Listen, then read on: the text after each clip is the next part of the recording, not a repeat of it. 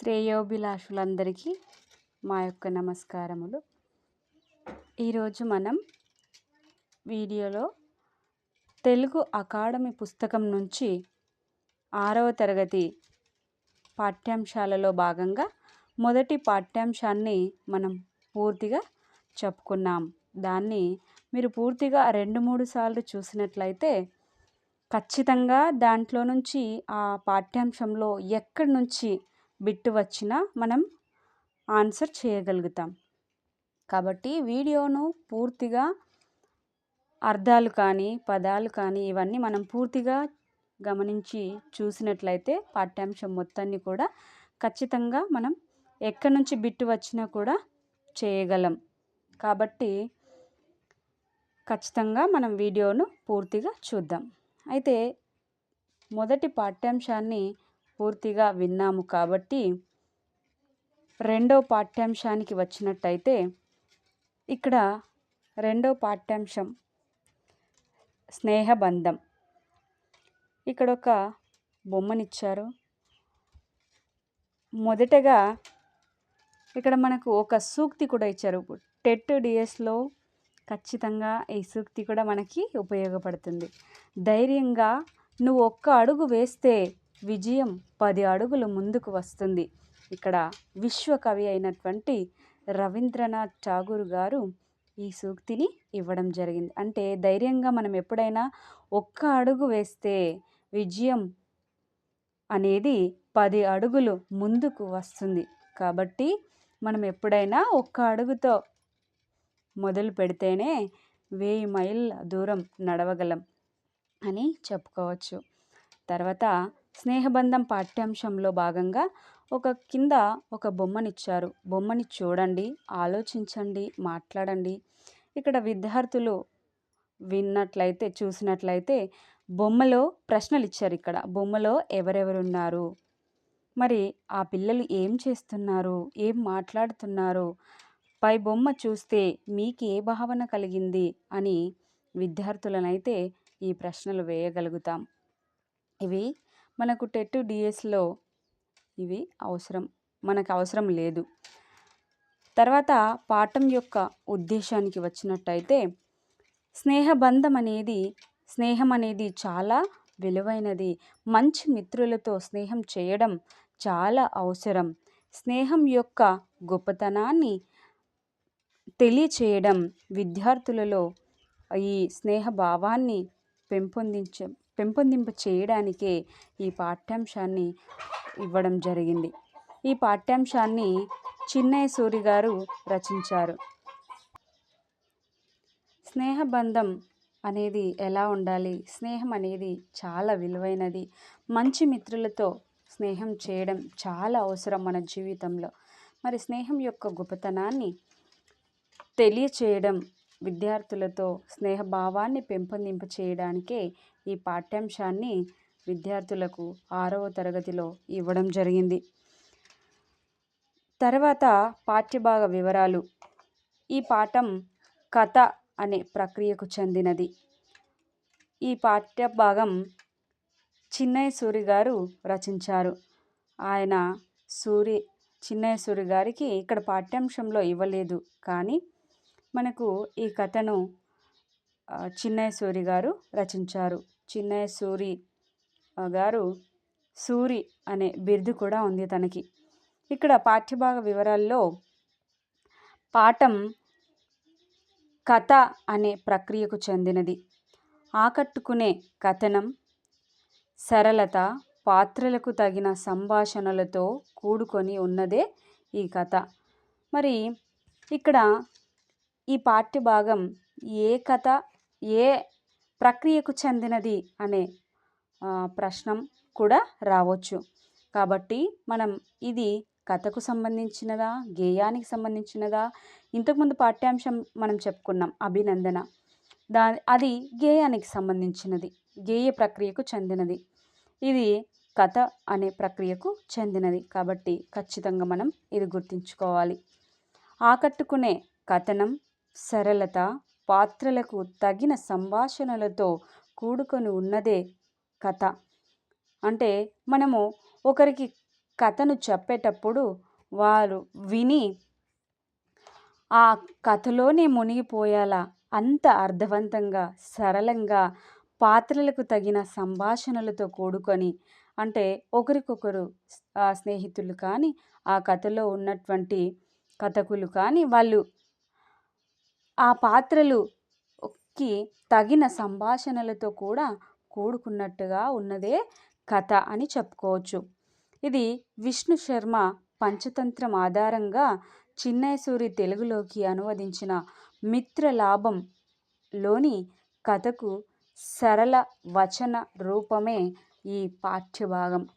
అంటే విష్ణు శర్మ రచించినటువంటి పంచతంత్రం అనే పుస్తకం ఆధారంగా చిన్నయసూరి గారు తెలుగులోకి అనువదింపచేసి మిత్రలాభం, తను రచించినటువంటి మిత్రలాభంలోని ఈ కథకు సరళ వచన రూపమే పాఠ్యభాగం.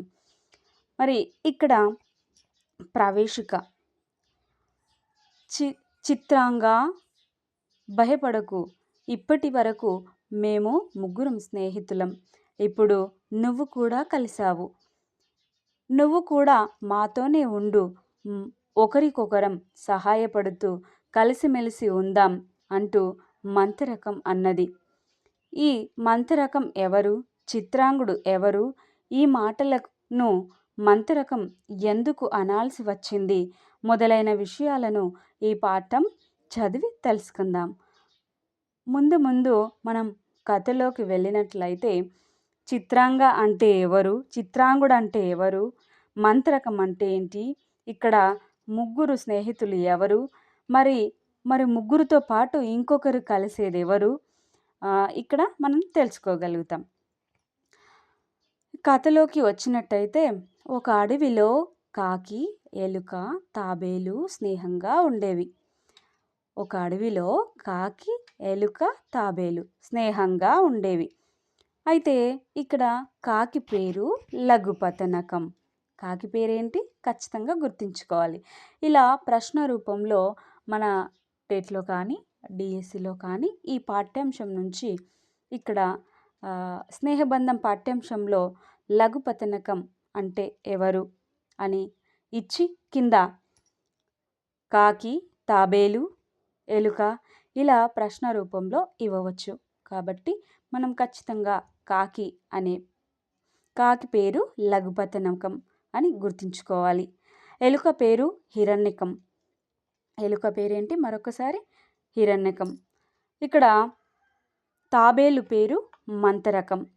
ఇవి ఎప్పుడు కూడా కలిసిమెలిసి ఉండేవి. ఇవి మూడు కూడా ఎప్పుడు కలిసిమెలిసి ఉండేవి. ఇక్కడ ఎలుక పేరు హిరణ్యకం అని, కాకి పేరు లఘుపతనకం, తాబేలు పేరు మంతరకం. ఈ మూడు కూడా ఖచ్చితంగా గుర్తుంచుకోవాలి. అలాగే ఒకరోజు ఒక జింక భయంతో పరిగెత్తుతూ స్నేహితుల దగ్గరికి వచ్చింది. ఇక్కడ జింక భయంతో పరిగెత్తుతూ ఈ స్నేహితుల దగ్గరికి వచ్చింది. ఆ జింక ఎవరో, ఎందుకు పరిగెత్తుకుంటూ వచ్చిందో ఈ స్నేహితులకు అర్థం కాలేదు. మరి ఎందుకైనా మంచిదని తాబేలు నీటి మడుగులోకి జారుకుంది. ఎలుక కలుగులోకి దూరింది. ఇక్కడ ఎందుకైనా మంచిది తాబేలు నీటి మడుగులోకి దూరుకుంది.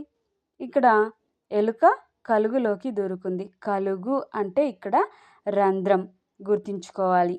కాకి చెట్టు మీదికి ఎగిరింది. ఒక కొమ్మ మీద వాలి చుట్టూరా చూసింది. అక్కడ భయపడవలసిన పరిస్థితి ఏదీ లేదని నిశ్చయించుకొని స్నేహితులను బయటికి రమ్మని పిలిచింది కాకి. ఇక్కడ మడుగులో నుంచి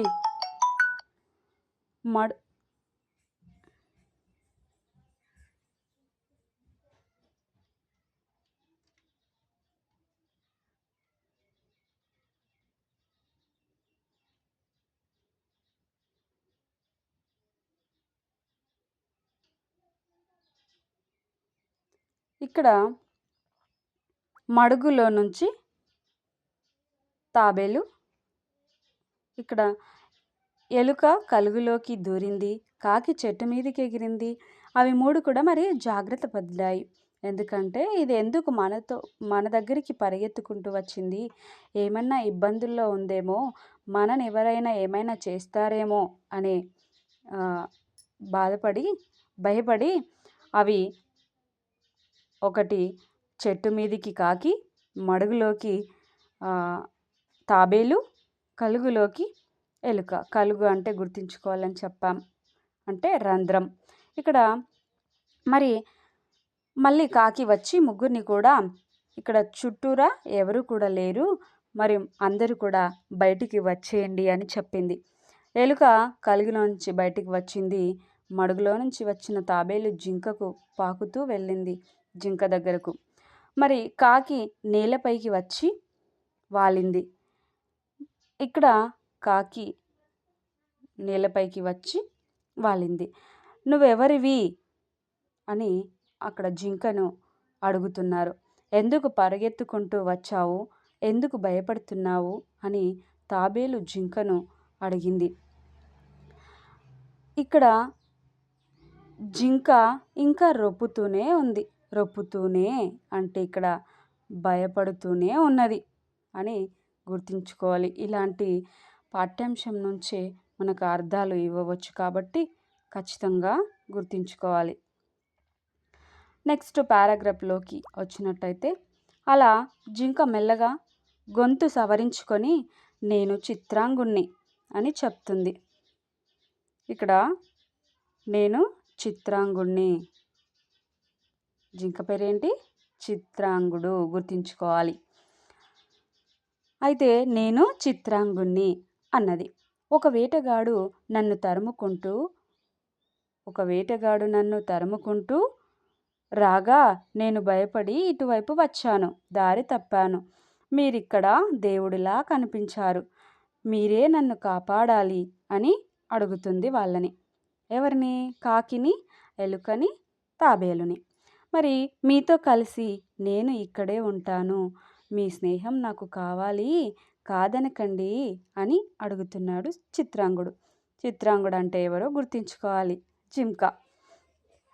అప్పుడు తాబేలు, చిత్రాంగా భయపడకు, ఇప్పటి వరకు మేము ముగ్గురం స్నేహితులం, ఇప్పుడు నువ్వు కూడా కలిసావు, నువ్వు కూడా మాతోనే ఉండు, ఒకరికొకరం సహాయపడుతూ కలిసిమెలిసి ఉందాం. మరి పక్కనున్న పొదే నీ ఇల్లు అనుకో, నీకు కావలసినదంతా పచ్చిక ఈ చుట్టుపక్కల ఉన్నది, తీయటి మడుగు నీళ్ళు ఇక్కడే ఉన్నాయి, ఇక్కడ నీకు ఏ లోటు ఉండదు, అందరం హాయిగా ఉందామన్నది. మరి ఎలుక, కాకి అవునవును అని అన్నాయి. ఇక్కడ చిత్రాంగుడు ఎంతో సంతోషించాడు. అప్పటి నుండి అవన్నీ స్నేహంగా ఉన్నాయి. ఇక్కడ ముగ్గురు కలిసి మాట్లాడుకొని మాతో పాటే నువ్వు కూడా ఉండి, మరి ఇప్పుడు ముగ్గురు స్నేహితులము కాదు, నలుగురు స్నేహితులము అని చెప్పుకున్నాయి. అప్పుడు ఎలుక, కాకి కూడా అవునవును అని చెప్పి, నీకు కావలసిన పొదళ్ళు ఇక్కడే ఉన్నాయి, నువ్వు కూడా మాతో పాటు ఉండు అని చెప్పి చిత్రాంగుడికి చెప్పారు, జింకకి. మరి అప్పటి నుంచి అవన్నీ కూడా స్నేహంగా ఉన్నాయి. తర్వాత రెండో భాగానికి వస్తే, ఒకనాడు పొద్దు వాలుతున్న వేళకు తాబేలు, కాకి, ఎలుక ఒక చోటికి చేరాయి. తాబేలు, కాకి, ఎలుక ఒక చోటుకి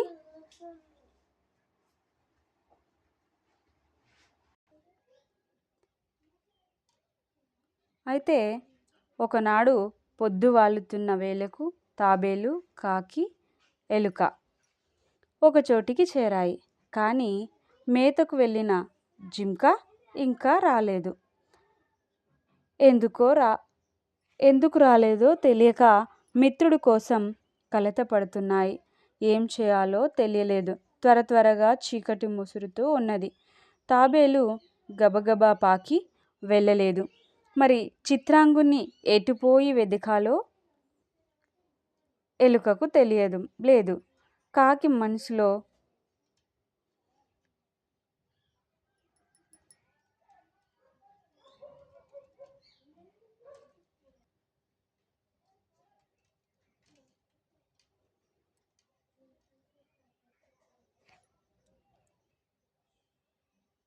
ఇక్కడ కాకి మనసులో ఒక ఆలోచన వచ్చింది.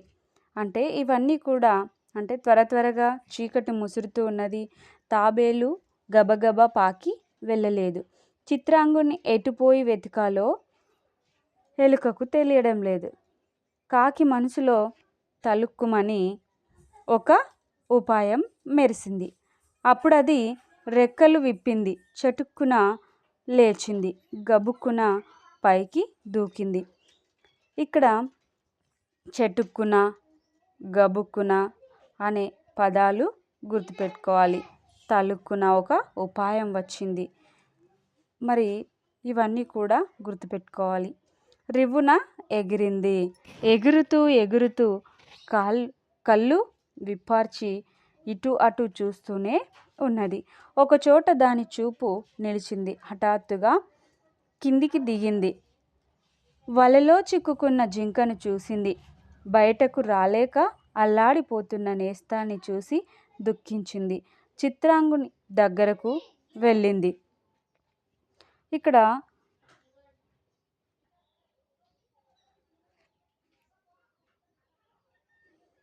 ఇక్కడ తలుక్కున, చిటుక్కున, ఇక్కడ హఠాత్తుగా ఇవన్నీ పదాలు సొంత వాక్యాల రూపంలో కూడా ఇవ్వచ్చు. సొంత వాక్యం అంటే ఒక పదాన్ని ఇచ్చినప్పుడు మనం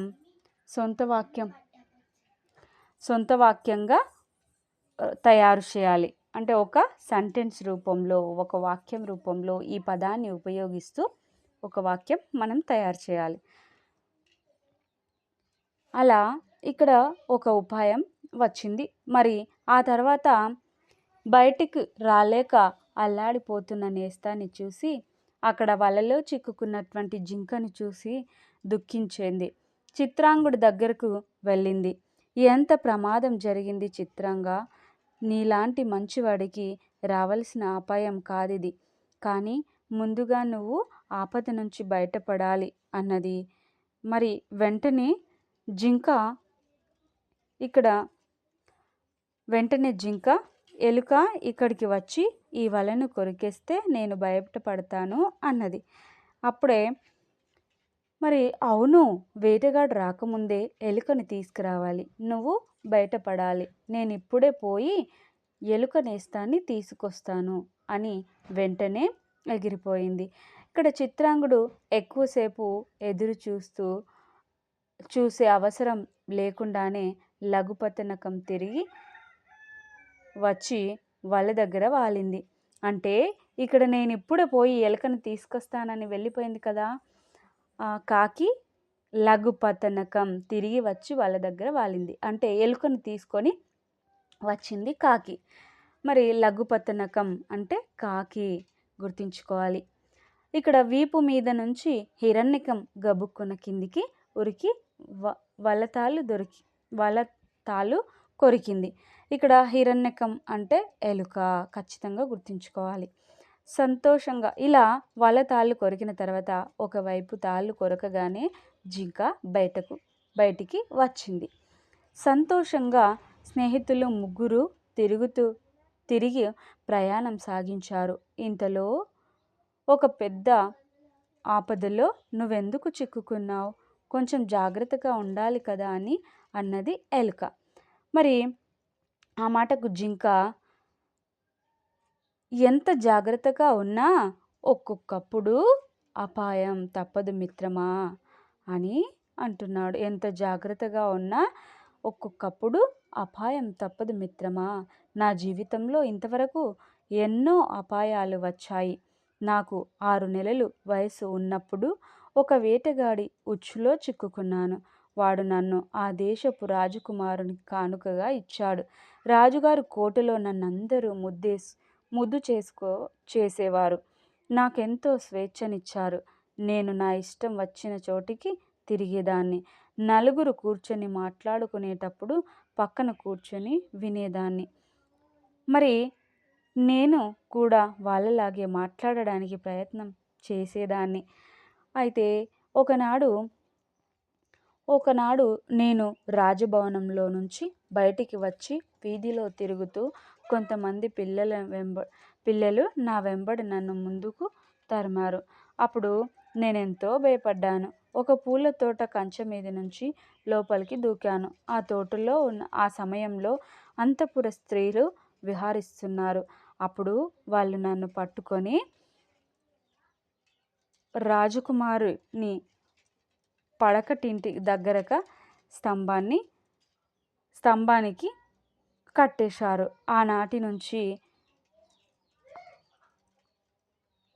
ఆనాటి రాత్రి కళ్ళు మిరుమిట్లు గొలిపే మెరుపులతో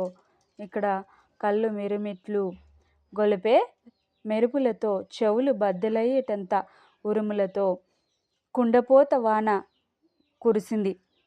ఎక్కువ వర్షం పడిందన్నమాట. ఆ రోజు రాత్రి అక్కడ రాజకుమారు దగ్గర పడకటింటికి దగ్గరగా స్తంభానికి కట్టి వేసినప్పుడు ఆ జింక చాలా భయపడింది. ఆనాటి రాత్రి కళ్ళు మిరుమిట్లు గొలిపే మెరుపులతో చెరువులు బద్దలయ్యేటంత ఉరుములతో కుండపోత వర్షం అంటే చాలా వర్షం కురిసింది వరదలతో.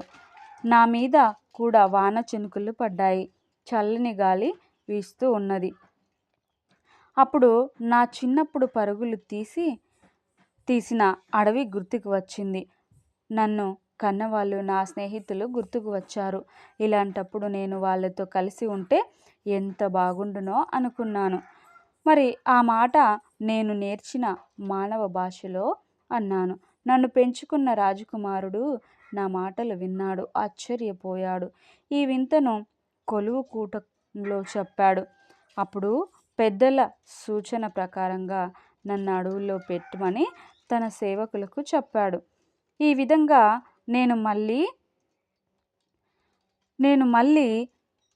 నేను పుట్టిన అడవికి వచ్చాను. స్నేహంగా బతికాను. ఒక వేటగాడు తరుముతుండగా బెదిరి మీ దగ్గరికి వచ్చాను. తర్వాతి సంగతి అంతా మీకు తెలిసిందే. మరి ఇక్కడ చిత్రాంగుడు, హిరణ్యకం, లఘుపతనకం మాట్లాడుకుంటూ మెల్లగా తిరిగి వస్తూ ఉండగా మంతరకం ఎదురుపడింది. మరి స్నేహితులను చూసి ఊపిరి పీల్చుకుంది. మంతరకం అంటే తాబేలు, గుర్తుంచుకోవాలి. ఇక్కడ మంతరకం అంటే తాబేలు, చిత్రాంగుడు అంటే జింక, హిరణ్యకం అంటే ఎలుక, లఘుపతనకం అంటే కాకి. ఇక్కడ మరి స్నేహితులను చూసి ఊపిరి పీల్చుకుంది మంతరకం. అంటే అది మెల్లగా వస్తూ ఉంది. వీళ్ళు ముగ్గురు కలిసి మాట్లాడుకుంటూ ఆ చిత్రాంగుడు పడ్డటువంటి బాధలన్నీ స్నేహితులకు చెప్పుకుంటూ మెల్లగా నడుచుకుంటూ వస్తూ ఉండగా, కానీ ఎలుక మాత్రం తాబేలును కోప్పడింది. ఏం కొంప మునిగిపోయిందని వచ్చావు నువ్వు? మేము వస్తూనే ఉన్నాం కదా అన్నది. ఏం చెప్పింది ఎలుక? ఏం కొంప మునిగిపోయిందని నువ్వు వస్తున్నావు? ఇక్కడ వీళ్ళ సంభాషణ ఇట్లా సాగుతుండగానే వేటగాడు అటువైపు రావడం కాకి చూసింది. కాకి అటు నుంచి వేటగాడు వస్తున్నటువంటి ఆ వేటగాడిని చూసింది. వేటగాడు వస్తున్నాడు, వడివడిగా నడవండని, త్వరగా నడవండి అని చెప్పింది. ఇక్కడ వడివడిగా గుర్తుంచుకోవాలి, తొందరగా. స్నేహితులను కాకి తొందర పెట్టింది. ఇంతలో వేటగాడు రానే వచ్చాడు. ఎలుక కలుగులోకి దూరింది. కలుగు అంటే రంధ్రం. జింక దాక్కున్నది. తాబేలు మాత్రం భయంతో నిలిచిపోయింది. వేటగాడు దగ్గరికి వచ్చాడు. దాన్ని పట్టుకొని వెంటికి కట్టుకున్నాడు. అంటే వాళ్ళ దగ్గర, వేటగాళ్ళ దగ్గర వలలు కట్టేటటువంటి కట్టె ఉంటుంది కదా, ఆ కట్టెకు కట్టుకున్నాడు. ఉన్నట్టుండి ఇంకో ఉపద్రవం వచ్చినందుకు స్నేహితులంతా కూడా, ఉపద్రవం అంటే ఆపద, గుర్తుంచుకోవాలి. స్నేహితులంతా నివ్వెరపోయారు. మిగిలిన ముగ్గురు స్నేహితులు వెంటనే చురుగ్గా ఆలోచించారు.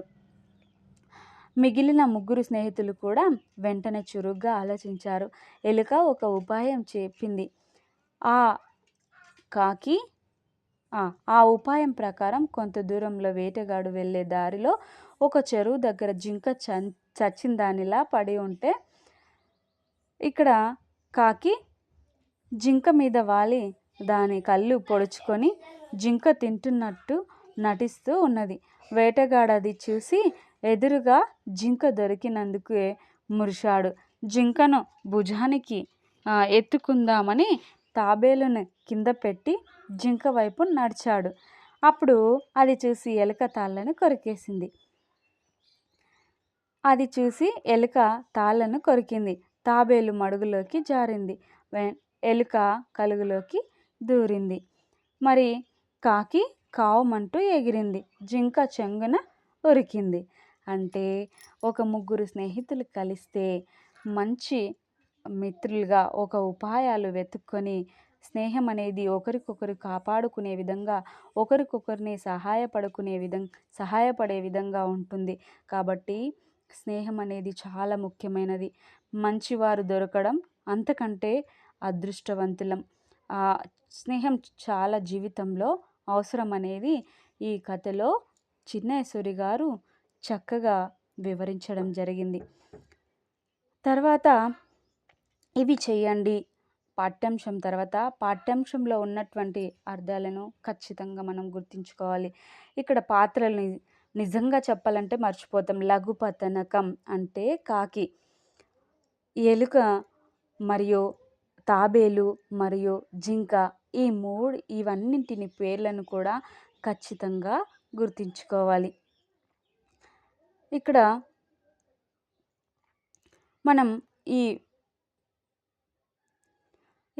మనం ఆ 4 పేర్లు ఖచ్చితంగా గుర్తుంచుకోవాలి. ఎలుక అంటే హిరణ్యకం, కాకి అంటే లఘుపతనకం, మరి జింక చిత్రాంగుడు, మరి తాబేలు మంతరకం. ఇవి 4 పేర్లు ఖచ్చితంగా గుర్తుంచుకోవాలి. అలాగే ఈ కథ మీకు అర్థమైంది మంచిగాని నేను అనుకుంటాను. తర్వాత ఈ బిట్స్లో పాఠ్యాంశం యొక్క వెనకాల ఉన్నటువంటి బిట్స్ మనకి ఖచ్చితంగా ఉపయోగపడతాయి. ఇవి చేయండి అని ఉంది. ఇక్కడ విని అర్థం చేసుకొని ఆలోచించి మాట్లాడడం, ఇవి విద్యార్థులకు సంబంధించినవి. తర్వాత ధారాళంగా చదవడం, అర్థం చేసుకొని ప్రతిస్పందించడం. ఈ పదాలు చదవండి, పాఠంలో ఉన్న పదాలను వెతికి వాటి కింద గీత గీయండి అని చెప్పారు. ఇక్కడ ఇవి విద్యార్థులకు అవసరం. మడుగు మరి పాఠ్యాంశంలో ఎక్కడుందో వెతికి వాళ్ళు అక్కడ ఆ పదాల కింద గీత గీయాలి. తర్వాత కానుక, కుండపోత, రొప్పుతూనే, గతుక్కున, ఊపిరి పీల్చుకుంది, ఇవన్నీ కూడా ఖచ్చితంగా వాళ్ళు పాఠ్యాంశంలో ఎక్కడున్నాయో వాటన్నింటి కింద గీత గీయాలి. ఇవి మనకి అవసరం లేదు అని అనుకుంటా. అవసరం లేదు. తర్వాత ఒక పారాగ్రాఫ్ ఇచ్చారు, ఇది కూడా మనకు అవసరం లేదు. ఈ పారాగ్రాఫ్ల నుంచి మనకు ఏం క్వశ్చన్స్ ఇవ్వబడవు. ఇవి విద్యార్థులకు పరీక్షలో ఇవ్వడం జరుగుతుంది. ఈ పారాగ్రాఫ్ ఇచ్చి దీని యొక్క క్వశ్చన్స్కి ఆన్సర్ ఏంటి, ప్రశ్నలకి అని చెప్పవచ్చు. తర్వాత ఇక్కడ స్వీరచన, ఇవి కూడా ప్రశ్నలకు జవాబులు రాయాలి, అవి కూడా విద్యార్థులకు అవసరం. తర్వాత సృజనాత్మకత, ఇవి కూడా విద్యార్థులకు అవసరం. ఇక్కడ పదజాల వినియోగం అనే 5th బిట్ ఇచ్చారు కదా, వాటి నుంచి మనకు ఖచ్చితంగా ప్రశ్న రావడానికి అవకాశం ఉంది. తప్పకుండా ఇవి గుర్తుంచుకోవాలి. కృష్ణ కుచేలుర చెలిమి అంటే గొప్పది, స్నేహం అని గుర్తుంచుకోవాలి. చెలిమి అంటే స్నేహం అని గుర్తుంచుకోవాలి. ఖచ్చితంగా మనకి ఇక్కడ ఏం చెప్పారు, కింద గీత గీసిన పదాలకు సమానమైన అర్థాలతో ఉన్న పదాలను పాఠం ఆధారంగా రాయండి అని చెప్పారు. అంటే కృష్ణ కుచేలుర చెలిమి గొప్పది, చెలిమి అంటే స్నేహం అని అర్థం. ఇది ఖచ్చితంగా మనం గుర్తుంచుకోవాలి. ఇక్కడ చెలిమి అంటే స్నేహం అని చెప్పుకున్నాం మొదటిది. మరి రెండవది ఇక్కడ తామరలు కొలనులో అంటే మడుగులో, చెరువులో అని చెప్పుకోవచ్చు. అలాగే ఎలుక కన్నంలో అని ఉంది కదా, కన్నం అంటే రంధ్రం, ఖచ్చితంగా మనం ఇది కూడా గుర్తుంచుకోవాలి. తర్వాత మహావిష్ణువు ఎత్తిన అవతారాలలో కూర్మావతారం అంటే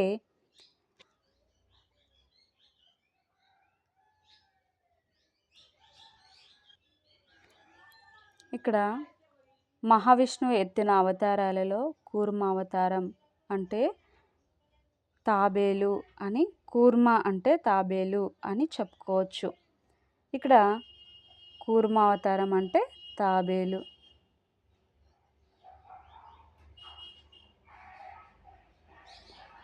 ఇలా నెక్స్ట్ నిప్పుతో చెలగాటం అపాయకరం అంటే ప్రమాదకరం అని చెప్పుకోవచ్చు. అలాగే నెక్స్ట్ బిట్లో చూసినట్టయితే కింది పట్టికలోని ప్రకృతి వికృతి పదాలను జతపరచండి. అలా జతపరిచిన ప్రకృతి వికృతులను పట్టిక రూపంలో రాయండి. ఇక్కడ చాలా ముఖ్యమైన బిట్. ఇవి మనకు జతపరచమని ఇవ్వచ్చు, లేదా ఒకటొకటి ఇచ్చి కూడా ప్రకృతి ఇచ్చి వికృతి అడగొచ్చు, వికృతి ఇచ్చి ప్రకృతి అడగొచ్చు. దీంట్లో నుంచి ఖచ్చితంగా ప్రకృతి వికృతుల నుంచి ఏ పాఠ్యాంశం నుంచి ఇస్తారనేది తర్వాత విషయం, కానీ ఖచ్చితంగా ప్రకృతి వికృతుల నుంచి ఒక ప్రశ్న అయితే దిగుతుంది. కాబట్టి ఇక్కడ ముఖ్యంగా గుర్తుంచుకోవాలి. ఇక్కడ అటవీ అంటే ఇక్కడ ప్రకృతి ఇచ్చారు కదా, అటవీ అంటే అడవి. తర్వాత స్నేహం అంటే నెయ్యం. తర్వాత సహాయం సాయం. నెక్స్ట్ రాత్రి రాత్రి. ఆకాశం ఆకాశం. ఇవి ఖచ్చితంగా గుర్తుంచుకోవాలి. నెక్స్ట్ బిట్లోకి వచ్చినట్టయితే ఇక్కడ కింది వాక్యాలు చదవండి. వాక్యంలోని ఒక పదానికి అదే అర్థం వచ్చే మరొక పదాల కింద గీత గీయండి అని ఇచ్చారు. అంటే ఒక పదం కాకుండా 2-3 పదాలు ఉండవచ్చు ఒకే అర్థం వచ్చేటటువంటివి. వాటిని మనం గుర్తించాలి. ఇక్కడ ఎలుక కన్నం నుంచి బయటకు వచ్చి రంధ్రం వైపు తొంగి చూసి బిలంలో దూరింది. ఇక్కడ 2-3 అర్థాలు ఏంటి అంటే కన్నం మరియు రంధ్రం మరియు బిలం. ఈ 3 ఒకటే అర్థం వచ్చే పదాలు. ఖచ్చితంగా గుర్తుంచుకోవాలి. కన్నం అని నానార్థాలు అని అడగొచ్చు. కాబట్టి కన్నం అనే పదానికి ఇంకా 2-3 అర్థాలు అని కింద బిట్స్ ఇవ్వవచ్చు. కాబట్టి కన్నం అంటే రంధ్రం, బిలం అని గుర్తుంచుకోవాలి. నెక్స్ట్ కొలనులో కమలం వికసించింది, తాబేలు సరస్సు నుంచి పైకి వచ్చింది. ఇక్కడ కొలనులో కమలం వికసించింది. కొలను అన్న సరస్సు అన్న ఒకటే అర్థం. అలాగే కాకి చెట్టుపై నుంచి చుట్టూ చూసింది, భయమేమీ లేదని ఆ వాయసం తన మిత్రులకు చెప్పింది. కాకి అన్న వాయసం అన్న ఒకటే అర్థం. తప్పకుండా గుర్తుంచుకోవాలి. కాకి వాయసం. నెక్స్ట్ కాకి తాబేలు ఎలుకల సఖ్యం గొప్పది, ఇప్పుడు వాటికి జింకతో నెయ్యం కుదిరింది. సఖ్యమన్నా నెయ్యమన్నా ఒకటే, అంటే స్నేహం అని చెప్పుకోవచ్చు. ఖచ్చితంగా గుర్తుంచుకోవాలి. అలాగే నెక్స్ట్ ఇక్కడ మనకి సొంత వాక్యాలు ఇచ్చారు. ఇవి మనకు తెలుసు. పిల్లలకైతే వాక్యం రూపంలో తయారు చేసి చెప్పవచ్చు.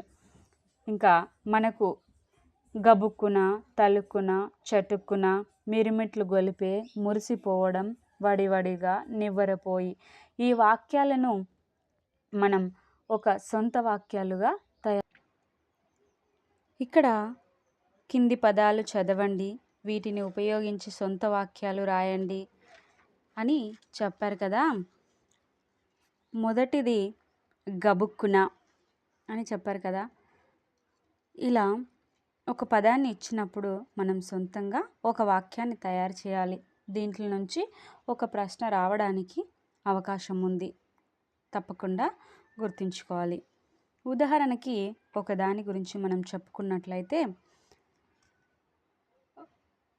ఒక చిన్న పిల్లవాడు దారిలో వెళ్తున్నప్పుడు ఒక పామును చూసి గబుక్కున పరిగెత్తాడు.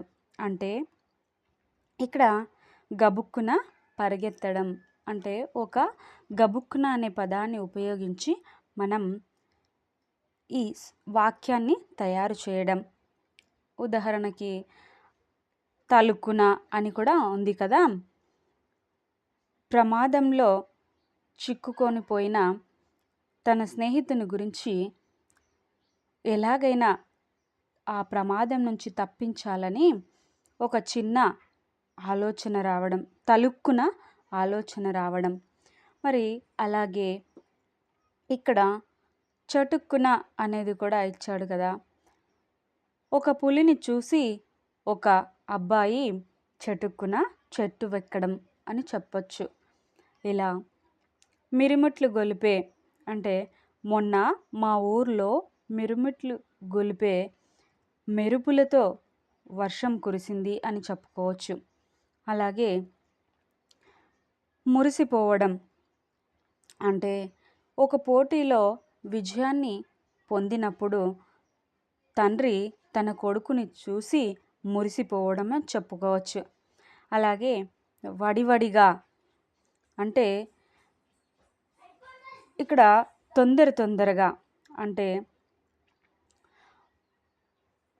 ఒక టీం మొత్తం క్రికెట్ ఆడుతున్నప్పుడు నా ఫ్రెండ్స్ అందరూ కూడా క్రికెట్ ఆడుతున్నారు, మరి స్నేహితుల దగ్గరికి నేను కూడా వెళ్ళి క్రికెట్ ఆడాలి, వడివడిగా క్రికెట్ ఆడడానికి వెళ్ళడం అని చెప్పుకోవచ్చు. అలాగే నివ్వెరపోయి, ఇక్కడ నివ్వెరపోయి అంటే ఉదాహరణ ఏమీ రానటువంటి ఒక రాము ఉద్యోగం పొందాడు, మరి స్నేహితులు అతన్ని చూసి నివ్వెరపోయారు అని చెప్పుకోవచ్చు. అలాగే ఇక్కడ భాషను గురించి తెలుసుకుందాం అనే ఇచ్చారు. ఇవి ఆల్రెడీ మనం ఒక వీడియోలో కూడా చూసుకున్నాం. తెలుగు భాషలోని వర్ణాలను 3 విధాలుగా విభజించారు. ఇక్కడ మనం ఇంతకుముందు వీడియోలో మొదటి లెసన్లో భాషను గురించి తెలుసుకుందాంలో ధ్వని అంటే ఏంటి, అక్షరాలు మరి 2-3 శబ్దాలు ఎలా వస్తాయి, మరి అక్కడ ద్విత్వాక్షరం అంటే ఏంటి, సంయుక్తాక్షరం అంటే ఏంటి, సంశ్లేషాక్షరం అంటే ఏంటి తెలుసుకున్నాం. దాని తర్వాత 2వ పాఠ్యాంశం తర్వాత 4వ బిట్లో భాగంగా భాషను గురించి తెలుసుకుందాం అనే ఇక్కడ ఇవ్వడం జరిగింది. దీంట్లో తెలుగు భాషలోని వర్ణాలు ఎన్ని అంటే 56 అక్షరాలు అని మనకు తెలుసు. మరి 56 అక్షరాలను 3 భాగాలుగా చేశారు. అవి ఏంటంటే అచ్చులు, హల్లులు, ఉభయాక్షరాలని చెప్పుకోవచ్చు. ఇక్కడ అచ్చులు అనే అక్షరాలు ఆ నుంచి ఔ వరకు. ఇక్కడ అ ఆ ఇ ఈ ఉ ఊ రు రు ఏ ఏ ఐ ఓ ఓ ఔ. అయితే ఇక్కడ లుల్లు కూడా వస్తుంది. అలా అయితేనే 16 అచ్చులు అనేవి వస్తాయని మనం ఒక వీడియోలో చెప్పుకున్నాం. ఈ అచ్చులు హ్రస్వాలు దీర్ఘాలని 2 భాగాలుగా విభజించారు. అంటే ఒక మాత్ర కాలంలో ఉచ్చరించబడే హ్రస్వాలు అని చెప్పారు కదా. ఇక్కడ ఒక మాత్ర కాలంలో ఉచ్చరించే అచ్చులను హ్రస్వాలు అంటారు. అంటే మొదటి ఆ ఇక్కడ ఇచ్చారు అ ఇ ఉ రు ఏ ఓ ఒక మాత్ర అంటే కనురెప్పపాటు కాలం అని చెప్పుకోవచ్చు. నెక్స్ట్ దీర్ఘాలు అని ఇచ్చారు. 2 మాత్రల కాలంలో ఉచ్చరించబడేటటువంటి అచ్చులను దీర్ఘాలు అని చెప్పుకోవచ్చు. అంటే ఆ ఈ ఊ రు ఇలా దీర్ఘం ఇచ్చి పలుకుతున్నాం కాబట్టి 2 మాత్రల కాలంలో ఉచ్చరించే అచ్చులను దీర్ఘాలు అంటున్నాం. ఇక్కడ దీర్ఘాలు అని చెప్పుకున్నాం. అచ్చులని 2 భాగాలుగా విభజించాం. మొదటి అక్షరాలను హ్రస్వాలని, రెండో అక్షరాలను దీర్ఘాలని, ఒక మాత్ర కాలంలో ఉచ్చరించబడే అచ్చులను హ్రస్వాలని, 2 మాత్రా కాలంలో ఉచ్చరించే అచ్చులను దీర్ఘాలని, మరి ఈ అచ్చులని 2 భాగాలుగా విభజించి చెప్పారు. తర్వాత హల్లులు. హల్లులు 37 ఉంటాయి అని చెప్పుకున్నాం. అచ్చులు 16. హల్లులు 37, ఉభయాక్షరాలు 3. ఇవి మొత్తం కలిపి 56 తెలుగు అక్షరమాలని వర్ణమాల అంటున్నామని కూడా చెప్పుకున్నాం ముందు వీడియోలో. అలాగే తర్వాత హల్లుల గురించి ఇచ్చాడు. మరి ఆ 37 ఎలా వచ్చాయి చూడండి. ఇక్కడ 37 హల్లులు ఖచ్చితంగా ఉంటాయి. 37 హల్లులని కొన్ని భాగాలుగా చేశారు. కా నుంచి బండిర వరకు 37 హల్లులు అని చెప్పుకున్నాం. ఇక్కడ క్ష అనే అక్షరం ద్విత్వాక్షరం కాబట్టి అది లెక్కలోకి తీసుకోలేం. ఈ 2 కూడా చ జ ఇవి ఉపయోగించట్లేదు, కానీ వీటికి బదులుగా మొదటి చ మొదటి జ ఉపయోగిస్తాం. కానీ ఇవి లెక్కలోకి తీసుకుంటేనే మనకి 37 హల్లులు అనేవి వస్తాయి. కాబట్టి వీటిని ఉచ్చారణ విధానాన్ని బట్టి హల్లులను కింది విభాగాలు చేశారు. ఇక్కడ కచ్చట తపలు పరుషాలని మనం చెప్పుకున్నాం ఆ వీడియోలో. కచ్చట తపలు అంటే కావర్గానికి సంబంధించినటువంటి అక్షరాలు వేరే, చావర్గం, టావర్గం, తావర్గం, పావర్గం, ఆ అక్షరాలు మొత్తాన్ని కూడా మనం 5 వర్గాలుగా విభజించారు అని చెప్పుకున్నాం ఆ వీడియోలో. అయితే కచ్చట తపలను పరుషాలు అని, వీటిని ఎందుకు పరుషాలు అంటారు అంటే కఠినంగా పలకబడుతున్నాయి. ఖ, చ, ట, త, ప ఇలా పరుషాలు అని చెప్పుకోవచ్చు. అలాగే గజడ దబలు సరళాలు అంటే తేలికగా పలుకబడేటటువంటి అక్షరాలను సరళాలు అంటారు. ఈ కచ్చట తపలు గజడ దబలను రెండింటిని కలిపి అల్ప ప్రాణాలు అని కూడా అంటారు. తర్వాత రెండవ క, రెండవ గ, రెండవ చ, రెండవ జ, ట, ఢ, థ, ద, ప, బ, లు అంటే ఇవి ఇప్పుడు వర్గంలో మొదటి భాగాన్ని పరుషాలు అంటున్నాం, మూడో భాగాన్ని సరళాలు అంటున్నాం, 2, 4 భాగాలనే మహాప్రాణాలు లేదా వర్గయుక్కులు అని కూడా అంటున్నాం. అంటే జట ఉన్నటువంటి అక్షరాలు అన్నింటినీ కూడా మహాప్రాణాలు, వర్గయుక్కులు అని అంటాం. అలాగే మరి 5వ లైన్లో ఉంటుంది కదా. ఇప్పుడు ఇక్కడ కచ్చట తపలు అని మొదటి లైన్, ఇక్కడ కచ్చట తపలు మొదటి లైన్, రెండవ లైన్ 2 అక్షరాలు అంటే ఖ, ఘ అని 2 అక్షరాలు. మరి గజడ దబలు 3వ లైన్, ఇక్కడ 4వ లైన్ ఇన్య, ఇని, సారీ 2వ అక్షరాలు ఇవి కూడా ఘ, డ, ధ, బ ఇవి కూడా 4వ లైన్.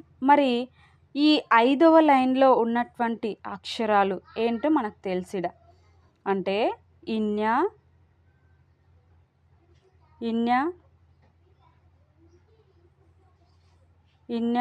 ఇని, అన, నా, మ ఈ అక్షరాలను ఏమంటున్నామంటే అనునాసికాలు. ఎందుకు అనునాసికాలు అంటే ఇవి అనునాసికం అంటే ఏంటంటే ముక్కు సహాయంతో పలుకబడేటటువంటి అక్షరాలను అనునాసికాలు అంటున్నాం. అంటే ముక్కు సహాయంతో ఒకసారి పలికి చూడండి, ముక్కు సహాయంతోనే పలుకుతాం అవి. ఇన్య, ఇని, నా, మ. మరియు ఇక్కడ కింద యార, లావ 2 ఈ 4 అక్షరాలను అంతస్తాలు అంటాం. ఇవి ఖచ్చితంగా దీంట్లో నుంచి ఒక క్వశ్చన్ రావచ్చు. వర్ణమాల అక్షరాల నుంచి అచ్చులెన్ని, హల్లులెన్ని లేదా ఉభయాక్షరాలెన్ని, అవి ఉభయాక్షరాలు 3, మరి పూర్ణ బిందువు, అర్ధ బిందువు, విసర్గ ఈ 3ంటిని కూడా ఉభయాక్షరాలు అంటాం. అలాగే అంతస్తాలు అంటే ఏవి అని అడగొచ్చు, అనునాసికాలు అంటే ఏవి అని అడగొచ్చు, సరళాలు అంటే ఏవి అని అడగొచ్చు, పరుషాలు అంటే ఏవి అని అడగవచ్చు, అల్ప ప్రాణాలు అని ఏ అక్షరాలను అంటారని అడగవచ్చు, మహాప్రాణాలకి మరి ఒక పేరు ఏంటి అని అడగవచ్చు. ఇవి ఖచ్చితంగా మనం గుర్తుంచుకోవాలి. ఇక్కడ ఊష్మాలు షే ష స హ ఈ అక్షరాలను అంటే ఊది పలకబడేటటువంటి అక్షరాలను ఊష్మాలు అంటారు. అంటే షే ష స హ ఈ ఊది పలుకుతున్నాం కాబట్టి వీటిని ఊష్మాలు అని చెప్పబడతాయి. ఇక్కడ కింద ఒక సూచన కూడా మనకి ఇచ్చారు చూడండి. ర అనే బండిరా అనే అక్షరాన్ని ఆధునిక వ్యవహార భాషలో ఉపయోగించడం లేదు. దీనికి బదులుగా ఇప్పుడు రాను వాడుతున్నాం. అట్లే చ చ చ జలు వాడుకలో లేవు. వీటిని బదులుగా అంటే ఇక్కడ ఈ రెండు చ జ రెండు అక్షరాలు ఇక్కడ ఉన్నాయి కదా, పైన తావొత్తు మాదిరిగా ఇచ్చి వాటిని ఇప్పుడు వాడటం లేదు. కానీ వాటికి బదులుగా మొదటి చ మొదటి జాలను వాడుతున్నామని చెప్పారు ఇక్కడ. వీటిని మనం ఖచ్చితంగా గుర్తుంచుకోవాలి. ఇక్కడ చూడండి ఉభయాక్షరాలు అని చెప్పాను కదా, ఇక్కడ ఉభయాక్షరాలు 3 అని చెప్పుకున్నాం. ఇవి సున్నా, ఆ సున్నానే పూర్ణ బిందువు అంటారు. అరసున్నా అరసున్నా దీన్ని అర్ధ బిందువు అని కూడా చెప్పవచ్చు. అలాగే విసర్గ. ఈ మూడింటిని కూడా అచ్చులతో హల్లులతో ఉపయోగించడం వల్ల వీటిని ఉభయాక్షరాలు అని వ్యవహరిస్తారు. సూచన అరసున్నాకు గ్రాంధిక భాషలో ప్రాధాన్యం ఉన్నది. అరసున్నాకు గ్రాంధిక భాషలో ప్రాధాన్యం ఉంది. మరి విసర్గ ఎక్కువగా సంస్కృత పదాలకు మాత్రమే ఉపయోగిస్తామని చెప్పుకోవచ్చు. ఇక్కడ కొన్ని విద్యార్థులకు సంబంధించినటువంటి కొన్ని ఇక్కడ కింది వాక్యంలో పరుషాలను గుర్తించి వాటి కింద గీత గీయండి అనే ఒక లైన్ ఇచ్చి కష్టపడి చదివితే ఫలితం తప్పక ఉంటుంది. నిజమైనటువంటి వాక్యం ఇది. ఇక్కడ కచట తపలు మరి మనకు పరుషాలు అంటే తెలుసు. ఇక్కడ క అనే అక్షరం చదివితే, చ అనే అక్షరం ఫలితం, కచట త అనే అక్షరం ఇవన్నీ కూడా మనకి కచ్చట తపలు అని చెప్పుకోవచ్చు. అలాగే కింది మాటల్లో సరళాలతో మొదలైన మాటలను గుర్తించండి అని చెప్పారు. ఇక్కడ గజడ దబలు మనకి సరళాలు అంటే తెలిసి ఉండాలి. గజడ దబలు. ఇక్కడ బా అనే అక్షరం ఉంది చెప్పుకోవచ్చు.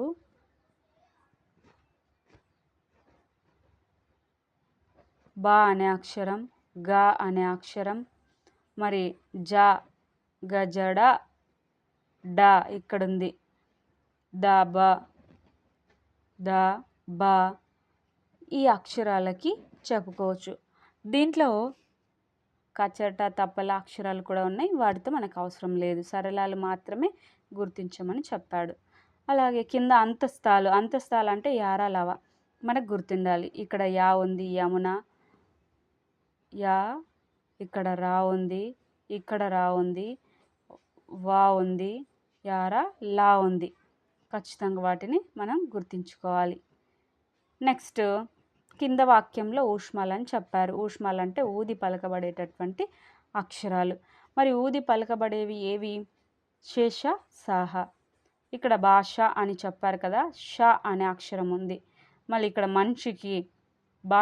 మనిషికి సహజమైన శక్తి అని చెప్పారు. ఇక్కడ సాహ అనే 2 అక్షరాలు కూడా ఉన్నాయి. ఇక్కడ మనకి ఊష్మాలు అంటే ఏంటి, అనునాసికాలు అంటే ఏంటి, అంతస్తాలు అంటే ఏంటి, మహాప్రాణాలు అంటే ఏంటి, మహాప్రాణాలకి ఇంకొక పేరు వర్గయుక్కులు అని చెప్పుకోవచ్చు. సరళాలు పరుషాలనే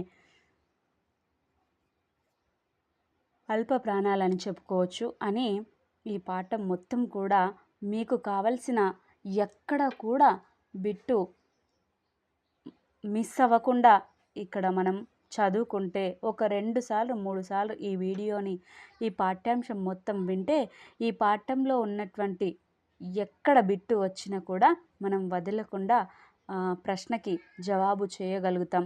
కాబట్టి తప్పకుండా అందరూ ఈ ఇది మీకు నచ్చుతుంది అని నేను అనుకుంటాను. కాబట్టి ఒక లైక్ చేయండి, అలాగే షేర్ చేయండి, కామెంట్స్ కూడా చేయండి తప్పకుండా. కాబట్టి ఈ పాఠ్యాంశంలో నుంచి ఎక్కడి నుంచి బిట్టు వచ్చినా మనం చేయగలుగుతామనే కాన్ఫిడెన్స్ వచ్చింది అని నేను అనుకుంటాను. తప్పకుండా చేయగలుగుతాం. ఒక 2-3 సార్లు వీడియోని విన్నట్లయితే ఇది మీకు యూజ్ అవుతుందని నేను అనుకుంటాను. ధన్యవాదములు.